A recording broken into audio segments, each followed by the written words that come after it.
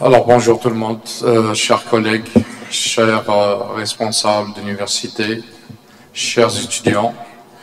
Je vous remercie d'être venus aujourd'hui pour la quatrième journée de sensibilisation après celle du 20 décembre et deux autres qui ont été organisées au niveau de Tel Guzmour.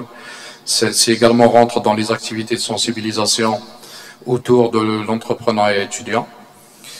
Et donc on va discuter aujourd'hui, et comme à l'accoutumée, de l'arrêté numéro 1275 et ses modalités d'application. On va aborder également un deuxième point qui est celui du lancement du Centre de développement de l'entrepreneuriat, donc ex-maison de l'entrepreneuriat, qui a été restructuré et avec de nouvelles missions. Avec nos partenaires ici de la NASDA, donc, qui vont être ici pour accompagner donc, les porteurs de projets type classique, PME. Donc avant d'entamer les débats, bien sûr il y aura un débat, des questions que vous pouvez poser après les présentations. Je passe la parole à M.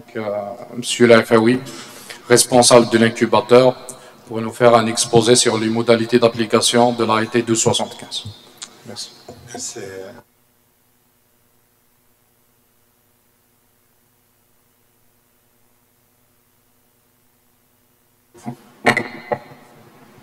Bonjour tout le monde. Notre intervention aujourd'hui, ça va se dérouler autour de l'arrêté ministériel 275. On va expliquer les modalités de sa mise en place au profit des étudiants. Bien sûr, ici, c'est la concrétisation des projets de fin d'études en tant que projet innovant. On a ce qu'on appelle des projets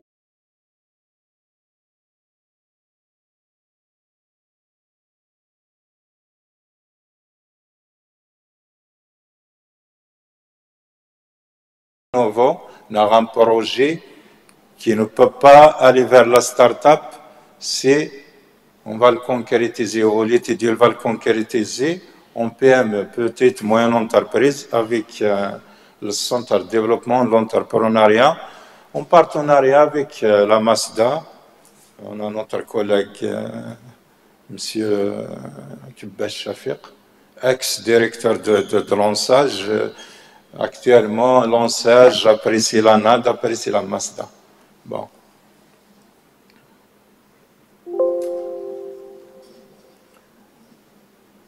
Mon intervention va se porter sur ce contexte de mise en place de cette arrêté, les modalités d'application, mais aussi c'est un défi qui attend l'étudiant en fin de cycle, soit licence, soit master, pour la création d'un créneau d'investissement, soit start-up, soit PME.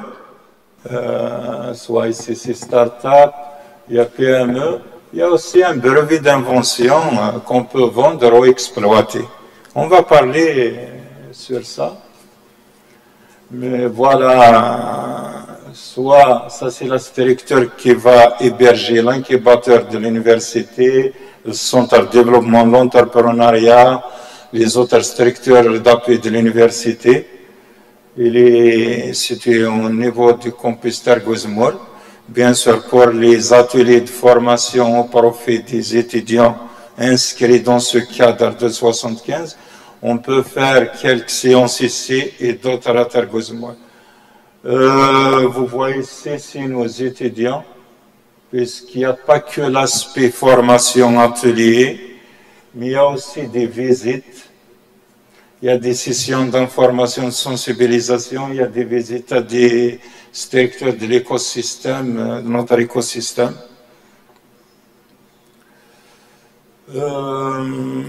Avant d'entamer les modalités d'application ou comment concrétiser un projet de fin d'études en tant que mémoire de 75, on va parler de l'innovation.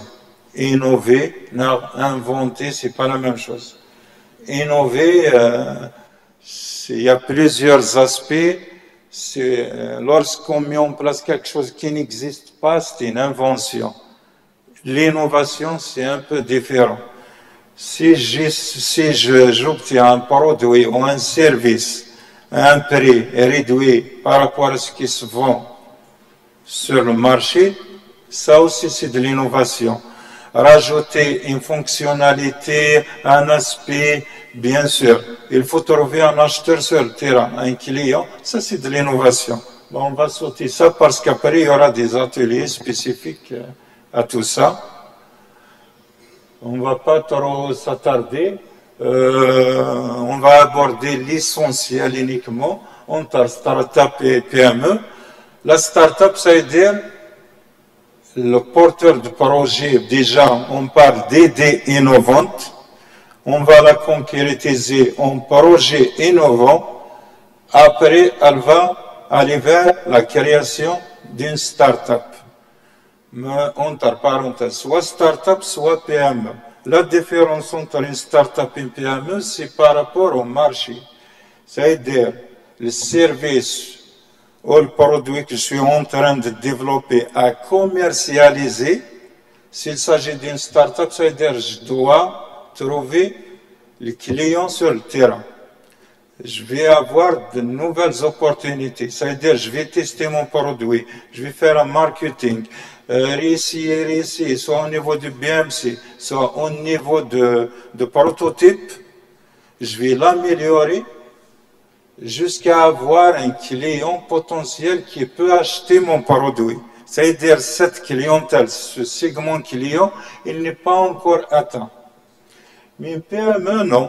Une PME, ça veut dire, je dépose mon dossier pour ouvrir une entreprise dans la peinture.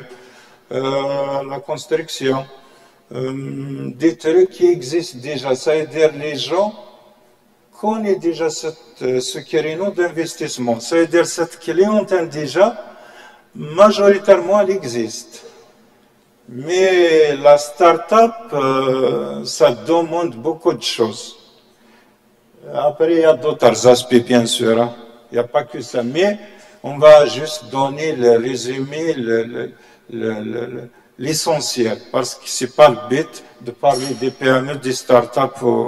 Le brevet d'invention, c'est-à-dire l'étudiant accompagné par son encadrant, il développe quelque chose nouveau, ils peuvent le breveter.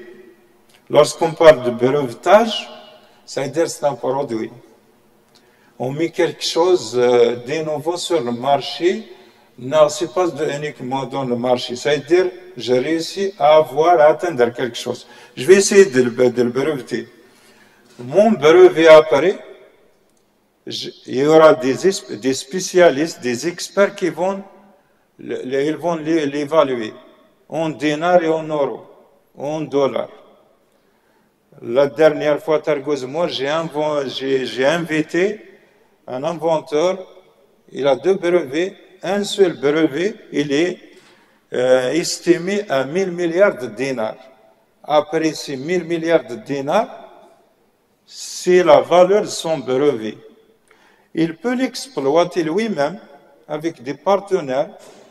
Il peut le vendre carrément. S'il y a quelqu'un qui veut l'acheter, il va déposer 1000 milliards de dinars. Sinon, si monsieur, en l'occurrence, c'est monsieur Chéri, sinon, il a trouvé un investisseur, il rentre avec 6 milliards. Lui, dans son brevet, il va juste injecter 6 milliards équivalents à cette somme. Mais il ne va pas le donner en argent numéraire. C'est l'estimation. Après, sur 1000 milliards, je ne vais pas rendre les 6 milliards, si peu. Il a un autre investisseur en Europe, pareil. 600 millions, il va juste prendre l'équivalent de 600 millions. C'est-à-dire, il peut exploiter une partie, il peut vendre une partie. Voilà la différence. Start-up, je vais développer quelque chose d'innovant, je vais chercher cette clientèle qui va me payer pour rentabiliser mon investissement. S'il ne s'agit pas de quelque chose d'innovant, il y a un créneau qui existe déjà, la clientèle est définie, atteindre d'autres, c'est une PME. Un brevet, soit je vais l'exploiter moi-même, soit je vais vendre, soit une partie. Voilà à peu près le 275, et il s'appuie sur ces trois contextes. On va faire vite. Pour trouver une idée, soit disons je suis étudiant en fin de cycle, L3 ou M2. Déjà, je vais chercher une idée innovante, que je juge entre parenthèses innovante. Pour moi, peut-être avec mes connaissances, peu de recherche, je la voyais innovante. Peut-être elle existe ailleurs, peut-être en dehors de l'Algérie, en dehors de notre région. Au fur et à mesure, je dois la développer, chercher les mécanismes pour la rendre viable, la rendre faisable. Il y aura des retombées sur le terrain. C'est le projet innovant. Le projet innovant, c'est ça qu'on attend de l'étudiant et avec son encadrant en fin d'année pour la soutenance. C'est-à-dire une idée innovante. Après, c'est un projet innovant. Après la soutenance, l'étudiant, il devient diplômé. Il peut déposer le nécessaire pour avoir un registre de commerce et déposer le label Startup. Il va essayer de créer une start-up. S'il n'a pas le label projet innovant ou le label start-up, il va aller vers la création d'une PME, un créneau classique. C'est-à-dire, il y a des spécialistes au niveau national. L'étudiant, il va déposer la demande de label projet au premier lieu. Après, s'il a le label projet innovant, c'est facile d'avoir le label start-up. Sinon, on juge qu'il n'y a pas d'innovation, il peut aller vers la création d'une petite moyenne entreprise, c'est un créneau classique. Sinon, on a le brevet, l'étudiant n'est pas intéressé par ni la start-up, ni la PME, mais il a son brevet. Le brevet, en relation avec les autres partenaires économiques, il peut le vendre, il peut l'exploiter. Voilà. Mais pour avoir cette idée, il faut se poser 4 questions. Les 4 questions qui vont servir plus tard pour remplir ce qu'on appelle le business model Canvas. C'est un modèle graphique qui comporte 9 blocs. Il faut les remplir. C'est une synthèse de son projet.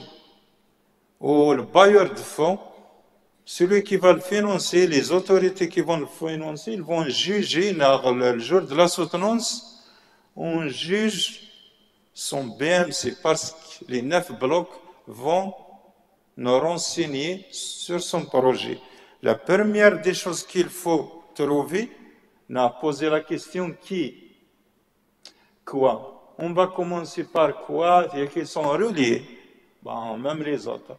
Quoi, ça veut dire c'est quel service ou quel produit que je vais mettre en place. Quoi? Qu'est-ce que je vais offrir, mettre en place? Soit service, soit produit. Le qui? Ce service ou produit, il est destiné à qui? C'est qui le client? Je dois savoir qui est le client. D'ailleurs, en observant mon entourage, je dois avoir l'idée d'investissement, l'idée innovante. Qu'est-ce qui manque sur le marché? Les clients cherchent quelque chose. Non, ils cherchent quelque chose. Les clients, ils ne savent pas de quoi il s'agit, mais lui, il peut l'identifier. Il est universitaire en fin de cycle, il peut identifier ses opportunités. Il doit les saisir, il doit juste définir qui c'est le client, quoi comme activité, et quoi, ça veut dire je fais quoi comme activité, et je vais mettre sur le marché quel type de produit ou service. Une fois que je trouve les réponses à ces 2 questions, je cherche La réponse à cette troisième question, comment? Le comment, c'est la relation entre qui et quoi. C'est-à-dire comment atteindre le client. Comment le client il va me connaître sur le marché. Il va connaître mon produit ou service. Cette relation-là, client, je dois la mettre en place. Je dois chercher les bons moyens. Comment atteindre? Comment je vais me faire un nom sur le marché? Puisque c'est l'innovation, les startups, ça veut dire qu'elle n'a pas encore trouvé son client potentiel. Combien? La quatrième question, c'est bon, j'ai travaillé sur 7 blocs parce que ça réellement la première question c'est 3 blocs, ici c'est 3 blocs, ici c'est 3 blocs. Ah non, c'est pas 3. Ici c'est 2 blocs. Le combien, ça veut dire combien ce produit et service m'a coûté et combien je vais le vendre pour rentabiliser mes charges, la paye des fonctionnaires, ma paye à moi, les différentes charges. C'est-à-dire, je dois estimer le coût de revient et combien je vais le vendre. Il faut travailler sur ça. C'est-à-dire, la première des choses, je vois si quelle idée, à qui elle va être destinée, comment la rentabiliser et tout et tout. Voilà le BMC. Ça, c'est la première question. Quoi? Ici, c'est qui?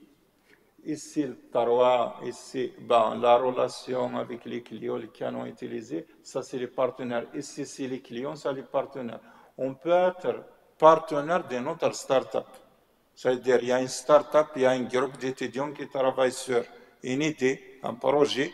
Moi-même, je suis partenaire. Je peux être client. C'est-à-dire, je prends qu'est-ce qu'il développe, moi je vais le développer encore plus. Les entrepreneurs, les partenaires économiques qui existent dans notre région, ils peuvent être nos partenaires, ils peuvent être nos clients. Ça, les partenaires, ça veut dire,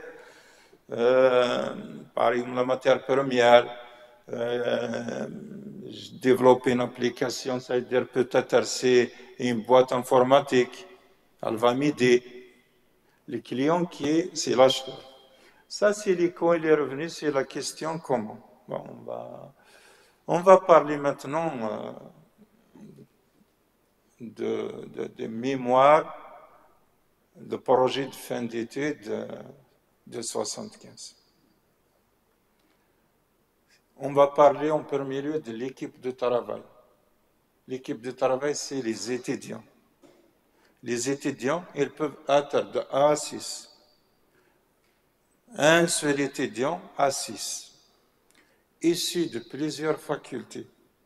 La nouveauté pour cette arrêté, cette chose, c'est-à-dire l'étudiant en droit, en économie, il peut travailler avec les gens issus de techniques, des informaticiens, avec des gens littéraires, avec des sociologues, avec des médecins, c'est-à-dire de A à 6, issus de plusieurs facultés, de plusieurs départements. Vous pouvez travailler, je suis un étudiant en génie électrique, je peux travailler avec un étudiant du département entrepreneuriat, management, je peux travailler avec un juriste, avec un biologiste, bien sûr. Lorsqu'on cherche les éléments de ce groupe de travail, ils doivent être complémentaires, c'est-à-dire le produit, le projet que je vais essayer de développer, j'ai besoin de ces éléments. Il ne faut pas ramener quelqu'un qui n'a pas son rôle dans l'équipe. Si je ramène un juriste, ça veut dire que je juge que j'ai besoin de ce juriste pour développer quel contexte. Si je ramène un biologiste, ça veut dire que le produit que je suis en train de développer, il est en relation avec les biologistes. Ils vont apporter un plus. Sinon, il ne faut pas mettre vos camarades dedans parce qu'on veut. Il faut réfléchir en tant qu'investisseur, homme d'affaires, femme d'affaires, des entrepreneurs. Je ramène quelqu'un qui va apporter un plus à mon projet. Sinon, je ne le ramène pas. J'estime que j'ai les qualifications à moi, tout seul, de finaliser. Je garde Cette constitution à 2 ou à 3, c'est à vous de voir. L'essentiel, vous pouvez être jusqu'à 6 ici, plusieurs départements, plusieurs facultés. L'équipe d'encadrement. L'équipe d'encadrement, c'est ce qu'on appelle le promoteur, l'encadreur. C'est l'équipe d'encadrement, c'est un encadrant, c'est les encadrants, ils peuvent être à 3 uniquement, mais à une condition. L'idée de base des projets, elle est émanante, par exemple, d'un département d'économie, management et tout. L'idée de base, elle a besoin d'un étudiant de ce département et un encadrant de ce département, parce que c'est l'idée de base. L'idée, elle vient de ce département, on a besoin d'un enseignant encadrant dans ce département. L'idée ou le projet, il a besoin d'autres aspects à développer, je ramène un autre encadrant pour développer ça. Kif, je ne ramène pas 2 enseignants le même profil. Le deuxième enseignant, il va apporter aussi un plus par rapport au projet.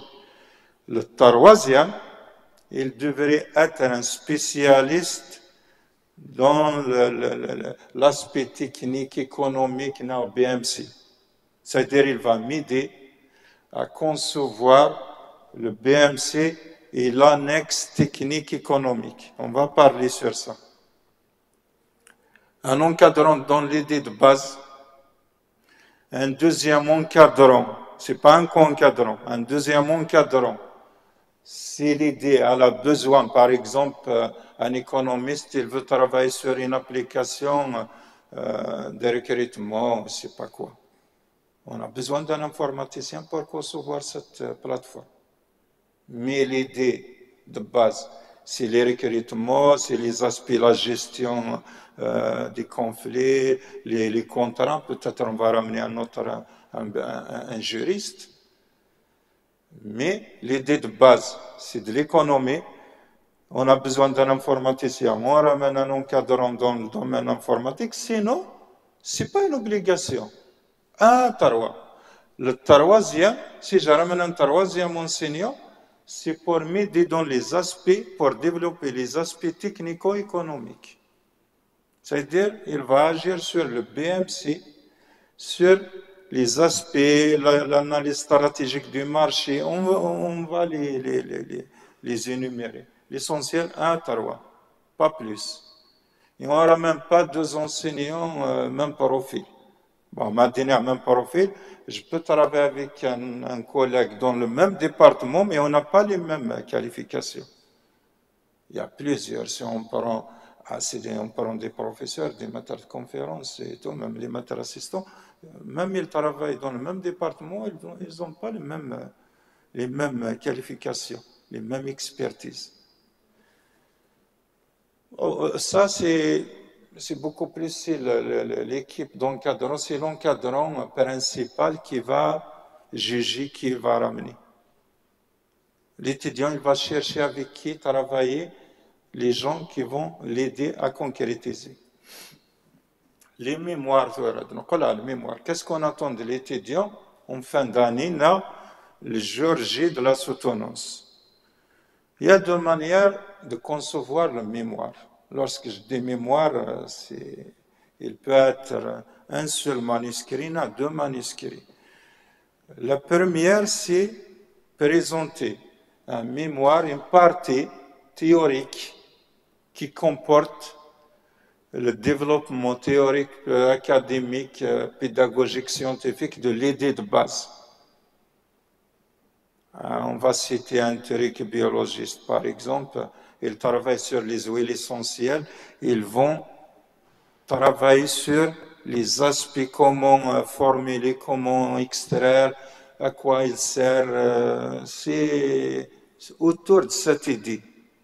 Si je prends un truc ici à Bouddha, on va dire la plateforme de recrutement.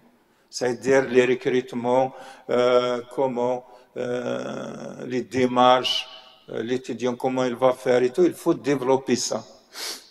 La deuxième partie, c'est l'annexe technico-économique. À la fin, je synthétise avec un BMC. Le mémoire théorique n'est dans la partie théorique jusqu'à entre 30, on va dire à 40. Il ne faut pas essayer de mettre beaucoup de choses dedans. Si vous pouvez le résumer à 30 pages, c'est bon. 30 à 40 pages, on peut, à certains contextes par exemple, ça demande jusqu'à 50 pages. Mais si vous pouvez le faire à 30 pages, vas-y, il faut le faire. À chaque fois, on minimise, on met que l'essentiel. S'il s'agit de recherche bibliographique, on envoie le lecteur vers des références pour plus d'approfondir, pour s'approfondir. La deuxième partie, l'annexe technico-économique et BMC, c'est maximum, c'est 20 pages. C'est entre 12 pages et 20 pages. Qu'est-ce qu'il y a dans cette annexe? On va lister l'équipe du travail, les étudiants, avec leur spécialité management, spécialité droit international, biologie alimentaire, génie logiciel, nom, prénom, sa qualification, sa spécialité, le département faculté. نقول à l'équipe d'encadrement, enseignant tel, le grade de qualification, un département, spécialité et faculté. Identifier le projet. Une demi-page pour résumer, restituer, parler de votre projet. De quoi il s'agit? Il est fait pourquoi? C'est quoi ce projet? Il faut l'identifier, il faut le définir. Maximum demi-page. Après, je commence les aspects innovants. Mon projet, quel aspect innovant, les aspects innovants que je vais trouver par rapport à ce qui existe. Je dois les lister. Je vous parle de prix, de la faisabilité, qu'est-ce qu'il règle en plus, est-ce qu'il est léger, est-ce qu'il est, par exemple, je peux le mettre, il y a beaucoup de choses, il faut travailler sur ça. Entre parenthèses, pour avoir le label projet innovant, le brevet, il faut travailler sur ce contexte. Vous devez lister, trouver les éléments d'innovation, la valeur que j'ai rajoutée à ce qui existe déjà. Je vais développer un truc comme celui-là, le pointeur aérien, je vais lui rajouter des trucs et je dois travailler sur ça. Ça coûte 10 000 dinars sur le marché et je vais le vendre à 80% de son prix. Ça, c'est une innovation du marché aussi. Il a plus il est flexible, je vais pas le mettre dans l'autonomie, ça marche avec une pile, avec un chargeur. Vous devez travailler sur ça. Vous listez les caractères innovants de votre projet. La troisième des choses, c'est l'analyse du marché. Sur mon marché local, régional, est-ce qu'il y a des projets dans ce sens? Où c'est mon projet, non mon produit, non service? Vous devez faire cette analyse stratégique du marché. Tout là, il y a un ensemble de tableaux qu'il faut remplir, c'est les prévisions pour mettre en place mon projet. C'est des prévisions.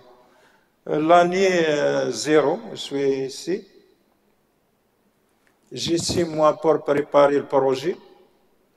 Ah, ça c'est la première année. La deuxième année, c'est la partie accompagnement, incubation. La troisième année, je commence, ça y est, le produit, il est sur le marché, je le teste sur le marché. Je dois trouver après le point de démarrage où je vais vendre, rentabiliser. Après, il y a le prototype. Je dois arriver au prototype. Accès au prototypage. Le prototype, sans prototype, il n'y a pas de soutenance, il n'y a pas de projet innovant. Tâchez dans le prototype. Je vais essayer de mettre en place un truc comme celui-là, nouveau sur le marché. Je dois avoir le prototype 0. Même il ne fonctionne pas 100% par rapport à ce que je veux. Non, le client, il demande encore de l'améliorer parce qu'il y a cette relation client. Je vais le tester. Il demande quoi? Je vais essayer de... je travaille sur ce prototype. Mais là, c'est un produit, l'essentiel. Je vais essayer qu'est-ce que j'ai apporté, je vais l'améliorer. On peut se tenir avec un prototype zéro. Mais les gens qui travaillent sur les interfaces avec les plateformes, le site, l'application, je dois avoir le prototype dans ce sens-là, puisque ce n'est pas un produit, je dois avoir le squelette et cette application qui fonctionne. L'hébergement, je vais essayer juste de l'héberger dans les sites gratuits, les sites tests, les plateformes de séries, c'est gratuit. Mais après, vous devez aller vers d'autres plateformes mieux sécurisées et tout. Mais le jour de la soutenance n'importe label, il suffit de montrer l'application. Je vais essayer d'aller vers cette application avec un lien. Je vais la tester, qu'est-ce que je vois, voilà, la vue globale, les sous-parties des nages, je rentre sur, par exemple, un élément, je dois trouver où je vais déposer, par exemple, un CV, les offres d'emploi, les contacts, c'est à vous de voir. L'essentiel, s'il s'agit d'un produit, je dois avoir un prototype qui ressemble à mon produit que je veux mettre en place. À la fin, lorsque vous êtes diplômé, vous pouvez changer carrément ce prototype. Vous pouvez aller vers d'autres choses mieux encore développées. Mais pour la soutenance, un produit, un prototype zéro. La plateforme Kif, on peut la développer. Même le BMC, c'est pas figé. C'est-à-dire le premier BMC, c'est bon, non? Je peux le retravailler. Je peux avoir plusieurs versions. Sans BMC, sans annexe, sans prototype, il n'y a pas de soutenance. Voilà qu'est-ce qu'on attend de vous. C'est-à-dire sur l'annexe, avant de faire le BMC, je dois trouver les images déjà de prototype. Je dois les mettre. Il y a une chose là, Nick. Une fois vous êtes inscrit sur la plateforme pour les projets de 75, il y aura une vérification, une sélection des projets. La date limite, c'est le 29, c'est demain, je pense. Mais on peut faire exception parce que là, on n'a pas eu le temps de faire cette séance de sensibilisation. À Tergozmor, on a fait, pour chaque faculté, on a fait une séance. Peut-être ici, on a fait une séance le 20 décembre, où là, on a lancé le lancement des inscriptions au profit des étudiants, des responsables et tout. Peut-être là, on peut rajouter une semaine pour les gens d'Abuja, pour trouver des étudiants, pour réfléchir à l'idée, s'inscrire. Et une fois que vous êtes sélectionné, il y aura les coordonnées, on va faire appel à vous. On va vous partager en groupe et vous allez commencer des sessions de formation. Les sessions de formation,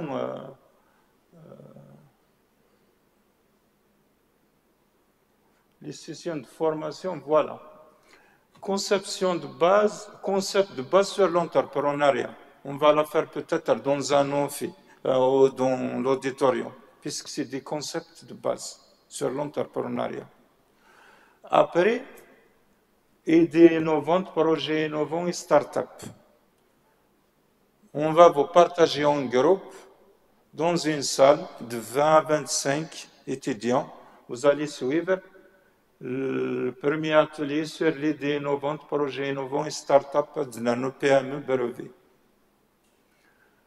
Conception de business model canvas. Comment concevoir Kif. On va faire des petits groupes dans des salles de formation. Il y aura une salle ici, il y aura une autre à Tergozmor. La création dans une perspective d'innovation, vous allez voir 2 outils pour retravailler le BMC. Lean Startup Design Thinking. Comment améliorer mon BMC? Vous allez voir ces 2 outils. Kif Kif, c'est un atelier dans des salles de formation avec des apprenants avec un nombre réduit. Conception de mémoire de projet de fin d'études dans le cadre de l'arrêté ministériel de 75. C'est-à-dire cette annexe, vous allez recevoir, vous allez bénéficier d'un atelier de formation, comment la concevoir. Comment, étape par étape. La partie théorique, non. La partie théorique, c'est avec l'équipe d'encadrement, avec vos encadrants. Vous allez aussi, peut-être dans l'auditorium, propriété intellectuelle et protection de projets innovants. C'est-à-dire déjà, la première des choses, on va parler de la protection de la propriété intellectuelle. Parce que vous ne devez rien divulguer, soit dans les médias, soit dans les réseaux sociaux, ni avec d'autres enseignants, d'autres étudiants. Même si vous êtes invité à des événements, il ne faut pas trop parler de votre projet. Il faut le protéger avant. Au début, vous avez demandé, s'il s'agit de quelque chose d'innovant, un brevet, un produit et tout, il faut déposer la demande de brevetage. Et avec le temps, vous allez anticiper, demander le label projet innovant. On va vous montrer aussi, puisque c'est l'étudiant lui-même qui va le faire, il y a une application, il y a un site, startup.dz, projet Innovo 275. Vous êtes assisté, il vous demande des coordonnées, des fiches à remplir, des photos. C'est-à-dire, vous commencez par cette protection. Le dernier, le label projet innovant et le label startup, Kif Kif. Une autre formation, comment avoir plus de chances pour avoir les 2 labels. Voilà à peu près les ateliers que vous allez, dans ce cadre-là, uniquement pour les étudiants inscrits, sélectionnés. Entre parenthèses, lorsqu'on parle de sélection, ça veut dire tout projet qu'on estime, il est complet, ça veut dire avec l'équipe de travail, l'équipe d'encadrement, on fait confiance aux encadrants, on va le sélectionner.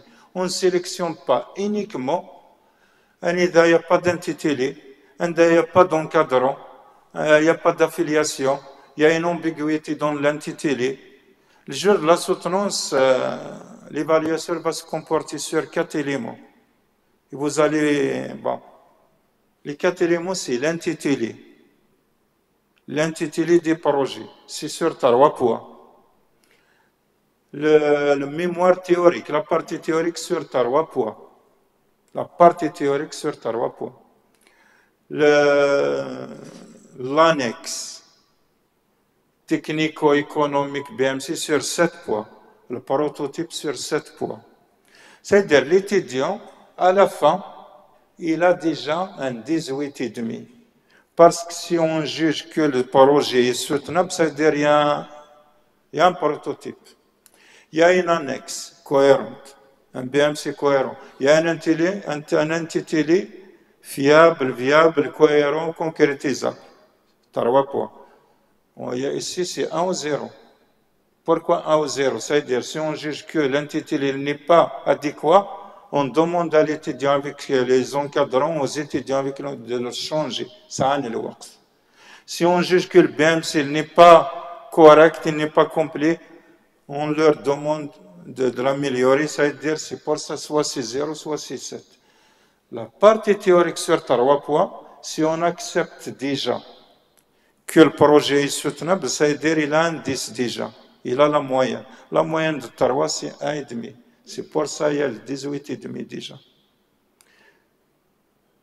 La soutenance, qui va organiser la soutenance? Qui va être dans la soutenance? Déjà, l'équipe de travail, elle devrait être complète. l'équipe d'encadrement kif, tu auras les jurys. Qui va héberger la soutenance? C'est le département de l'idée de base. C'est-à-dire, l'idée de base, elle vient du département de biologie, un des 4 à 5 départements de biologie. C'est ce département qui est concerné par l'organisation de la soutenance. Ce département aussi, il est responsable de désigner un président et un examinateur des enseignants pour juger le travail. Bien sûr, il faut, s'il s'agit par exemple d'une idée, elle vient de biologie, d'économie, mais ça nécessite l'expertise d'un autre collègue enseignant d'un autre département. C'est-à-dire, l'examinateur, il peut être dans l'autre département. C'est-à-dire, l'idée de base, bien sûr, tout ça, il va venir de l'équipe d'encadrement. L'équipe d'encadrement, avec les responsables du département de l'idée de base, ils vont estimer que ce département, il va désigner un président, l'autre un examinateur. À part ces deux-là, qui vont être responsables, chargés d'évaluer l'aspect théorique, il y aura un représentant, soit un représentant, un enseignant, un représentant affilié, il est entre parenthèses adhérent, soit en CDE, soit à l'incubateur, pour juger l'annexe et le BMC. C'est-à-dire l'incubateur, un représentant de l'incubateur ou du centre de développement de l'entrepreneuriat, et un seul. Et un partenaire socio-économique, un partenaire qui vient de l'extérieur. Par exemple, on va ramener un ingénieur, un technicien, un chef d'unité, un chef de production, l'entreprise Civital, l'entreprise Danone, d'une banque, instructeur socio-économique. C'est-à-dire qu'il y aura 4 examinateurs, chacun a son rôle dans la soutenance. On n'a pas parlé de la deuxième composante de mémoire. Le premier, c'est-à-dire qu'il peut avoir une partie théorique et une annexe technique commerciale BMC. La deuxième proposition, directement sur le manuscrit technico-commercial. Bon, pour les domaines techniques, sciences exactes, biologie, technologie, peut-être d'autres, sociologie, médecine et tout, je préfère avoir théorie, une partie théorique et une annexe. Non, par exemple, pour les économistes et tout, ils peuvent travailler directement sur un seul manuscrit, puisque le manuscrit, c'est leur domaine aussi. Mais il y a des aspects théoriques à développer scientifiques, puisqu'il y a une évaluation, il y a un président, il y a un examinateur, ils doivent vérifier l'aspect de développement théorique, scientifique, académique, pédagogique et scientifique. Mais pour peut-être la faculté d'économie, ils peuvent travailler uniquement sur la deuxième proposition, un seul manuscrit. Bien sûr, ça, vous allez voir, vous allez découvrir, vous allez être formé comment concevoir soit l'un ou l'autre.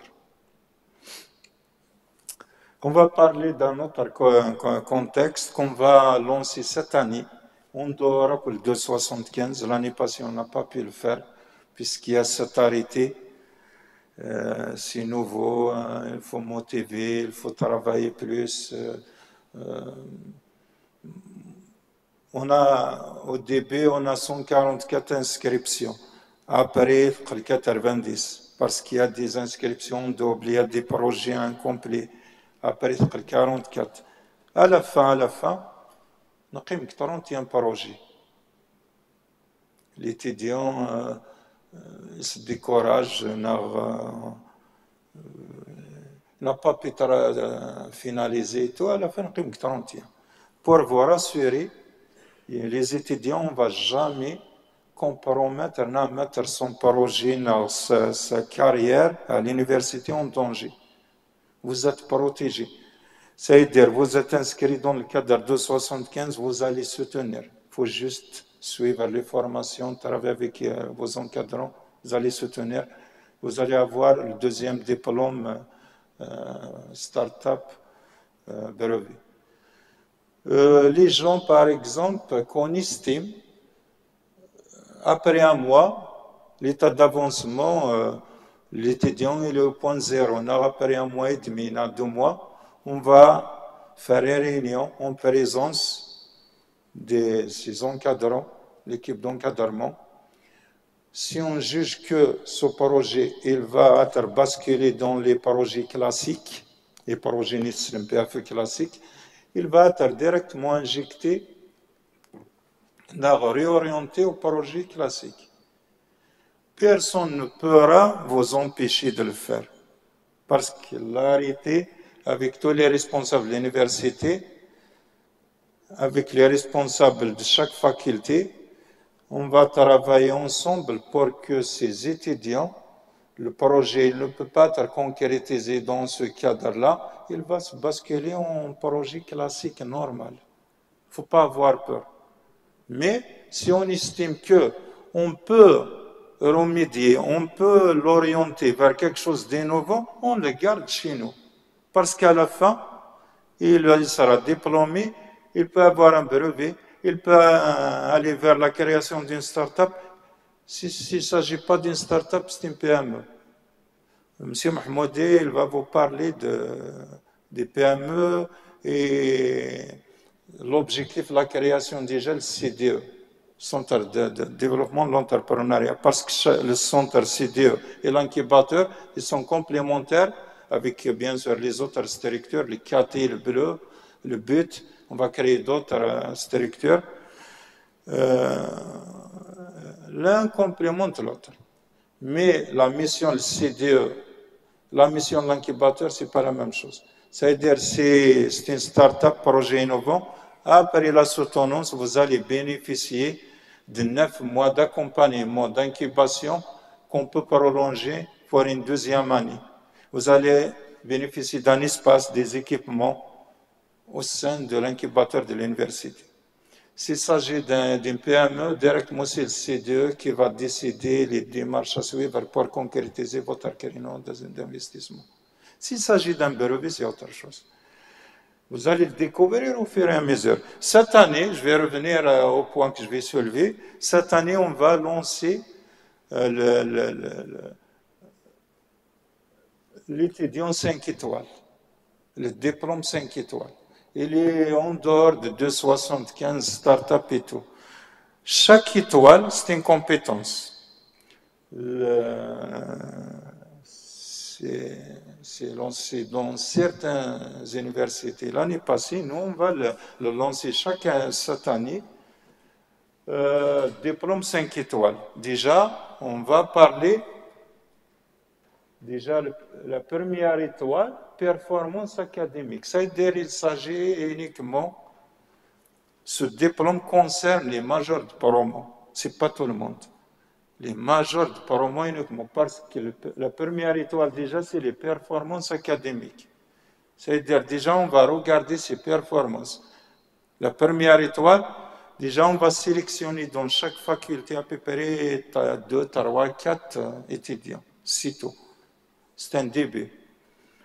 Deuxième étoile, rapprochement avec l'entreprise. Bien sûr, la première étoile, il y aura un groupe d'enseignants qui vont s'en charger de suivre ces étudiants par rapport à ces performances académiques de l'année, des années précédentes. Deuxième étape, c'est le rapprochement avec l'entreprise. C'est-à-dire qu'il y aura des stages, il y aura des visites qui fait un groupe d'enseignants. Ils vont s'en charger de prendre en charge de suivre ces étudiants. Trouver le stage, qu'est-ce qu'il fait, de lui définir les axes à développer durant son stage, l'organisme d'accueil et tout. Troisième étoile, développement des compétences professionnelles et transversales. C'est-à-dire qu'il y aura un ensemble d'enseignants qui vont s'occuper, par exemple, je prends un étudiant en génie électrique issu du département génie électrique, et je vais prendre 2-3 majors par mois, je ne sais pas quoi, un étudiant de biologie, dans le canevas des offres de formation qu'il a suivi, les programmes qu'il a suivis le long de son parcours à l'université, il y a des compétences qu'il ne connaît pas, peut-être l'intelligence artificielle, peut-être le développement web, peut-être l'anglais, peut-être la langue allemande, je ne sais pas. Quelque chose en plus qu'il va apprendre, c'est des compétences professionnelles et transversales. Now, technique de soudage, technique de fabrication. Un groupe d'enseignants, ils vont définir pour chaque étudiant, un groupe d'étudiants, qu'est-ce qu'ils vont apprendre durant l'année. La quatrième étoile, suivre une formation à distance ou en mobilité, les mots qui créditent bien sûr soit les mots comparateur moyen en ligne, des formations en ligne, programme Erasmus, mobilité académique essentiellement vers le sud du pays. On peut contacter d'autres universités pour faire une mobilité de 15 jours, 10 jours, un mois. On va estimer, on va déjà identifier pour chaque groupe d'étudiants un centre dans une université d'accueil pour faire une mobilité à courte durée. Non, une formation à distance. Un groupe d'enseignants, ils vont suivre ça. Cinquième étoile, c'est l'implication et préoccupation sociale. C'est l'implication de l'étudiant dans des associations, soit en dehors de l'université, soit à l'intérieur, nettoyage, club scientifique. C'est-à-dire, il y a plusieurs. Lorsqu'on parle de préoccupation sociale, il y a les associations affiliées, c'est-à-dire l'impact de l'étudiant. Comment on va le préparer à être responsable dans la société? À part les études et tout, il devrait être porteur aussi d'espoir, porteur de savoir. Il va émettre le savoir qu'il a appris avec ses activités, ses gestes et tout. C'est un citoyen responsable. C'est-à-dire, on va, un groupe d'enseignants, ils vont suivre ces étudiants par rapport à leur implication dans l'environnement social à l'intérieur et à l'extérieur de l'université. Après, les étudiants, ils vont être évalués avec une commission pour chaque compétence, pour chaque étoile, pour délivrer les 5 étoiles. Tu vois, les enseignants, qu'est-ce qu'ils gagnent réellement? Les enseignants, dans la grille d'évaluation pour le professorat ou dans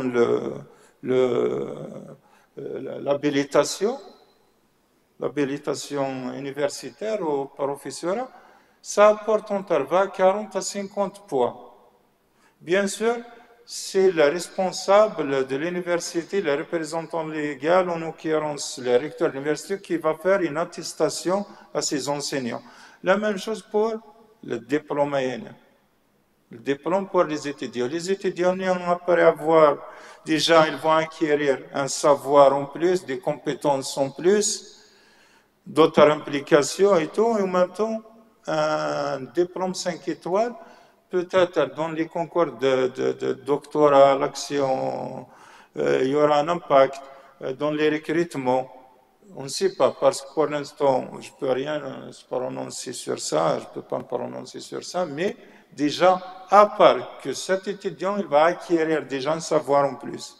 Et en même temps, c'est une expérience à l'université. Il faut savoir une chose, les meilleures années d'un individu, d'un étudiant, c'est les 5 ans, c'est l'université, ni plus ni moins. C'est les meilleures années, même à 50 ans, 60, 70 ans, vous n'allez pas remémorer, c'est les 5 ans de l'université. C'est-à-dire que vous allez avoir de la chance pour côtoyer d'autres gens, apprendre d'autres compétences. Voilà à peu près, bien sûr, j'ai sauté un point essentiel pour les formations. Et toi, par les formations, Peut-être on va essayer de faire des visites. Et on va essayer de ramener des partenaires socio-économiques. Chaque mois, on va faire pour un groupe d'étudiants une séance de travail, rencontre, débat, success stories avec des partenaires économiques, avec des gens qui ont déjà investi, des gens qui ont créé des startups, qui ont créé des entreprises. C'est la mise en raison, c'est le réseautage de manière légale. Il y a une note ministérielle aussi. L'incubateur va s'en charger de ça avec les responsables et avec les autres structures pour accueillir ces partenaires et en même temps faire cette séance rencontre débat.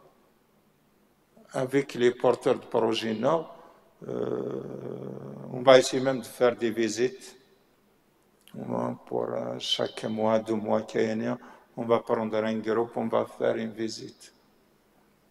Voilà à peu près de quoi il s'agit, qu'est-ce qu'on attend de vous. Les délais, c'est demain officiel, suite à une note ministérielle. Mais on peut faire une exception pour vous. On va, pour les gens d'Abu Dhabi, on va prolonger d'1 semaine.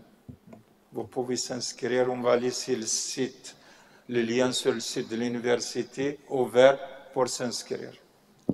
Et merci. Merci.